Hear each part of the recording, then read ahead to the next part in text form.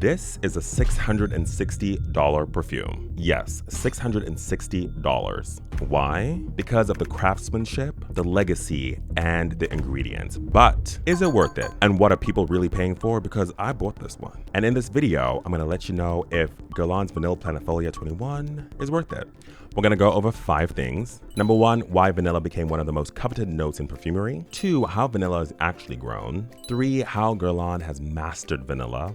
4, what they actually do with vanilla to make it worth the price. And then I'll end the video with my 5 favorite vanilla forward fragrances from Guerlain, because why not? Quick context as to why I'm talking about this. People ask me all the time, like, is it worth it? And I love Guerlain. I've gotten to really get into the world. I met Delphine Yelk, who's the perfumer at Guerlain. She makes the creations. And also Thierry Wassa, who is also a master perfumer at Guerlain. And he's in charge of making sure that the olfactive history of Guerlain is kept intact. But he's also in charge of sourcing of the ingredients, which we'll get into. And lastly, the bespoke fragrances that Guerlain makes. And I've really gotten to learn a lot about not just the brand, but the ingredients and how they care and craft all about the vanilla and the Guerlinade, which is the 6 magical combination of notes that Guerlain has that create this thread throughout.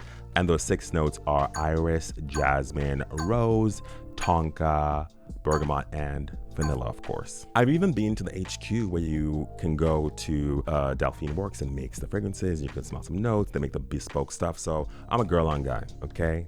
I'm a Guerlain guy. So let's talk about why vanilla is so important in perfumery. You know, sometimes people use vanilla and say like it's basic, because I think, you know, sometimes people can really just condense into like birthday cakes and like baked goods and just only synthetic vanilla, and they're just like, we've seen it all before, we've heard it all before. But that's not the vanilla that we're talking about today. Vanilla is big business. They say that the gourmand fragrance market globally hit $32.5 billion in 2025 and is projected to hit $55 billion in 2035. So vanilla is really an engine of the fragrance category as a whole in the world of beauty. And the search for vanilla perfumes has risen on the internet. If you go on Perfume Talk, you'll find so many questions about what is the best vanilla perfume. And it's that gourmand feeling that people want. It's cozy, it's home, it's familiar, it feels like a hug, it feels like a regulated nervous system. And if you look at TikTok themselves, literally TikTok has really changed this category. And as part of that, as people are discovering fragrances, the best one that I think,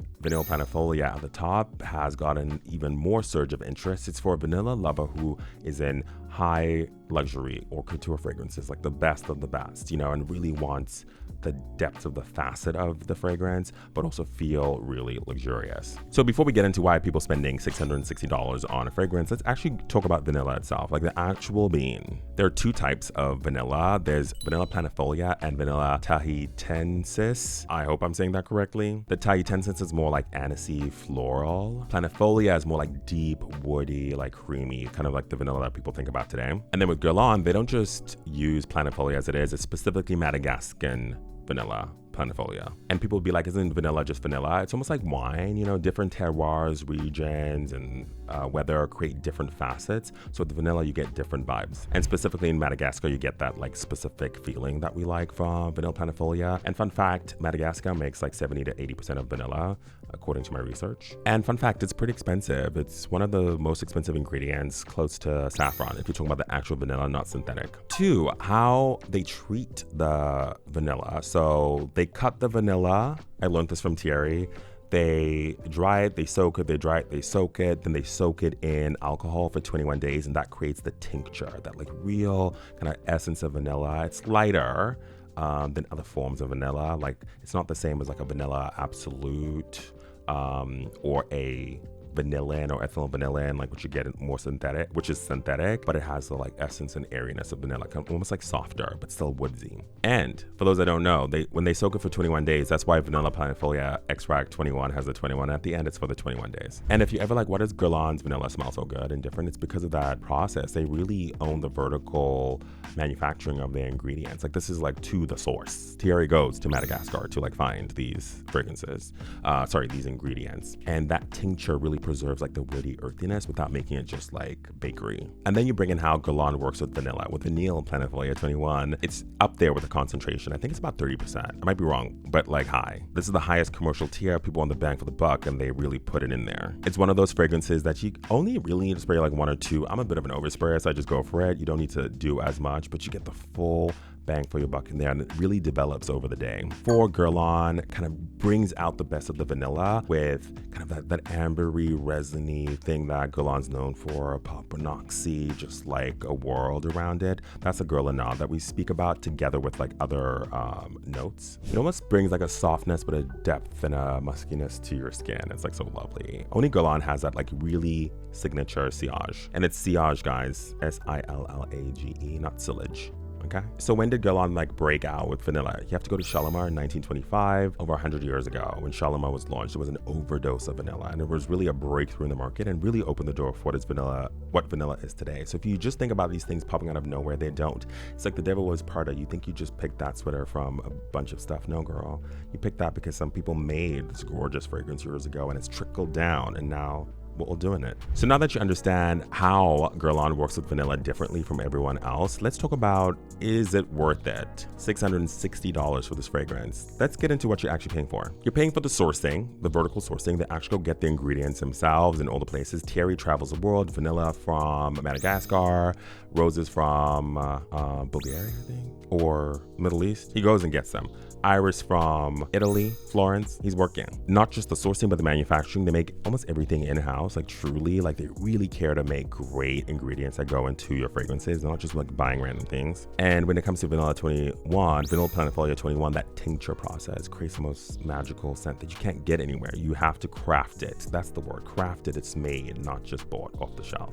It's not shopped. You're paying for high concentration at 30%. It's like pretty up there. Like you're gonna get the full bang for your buck.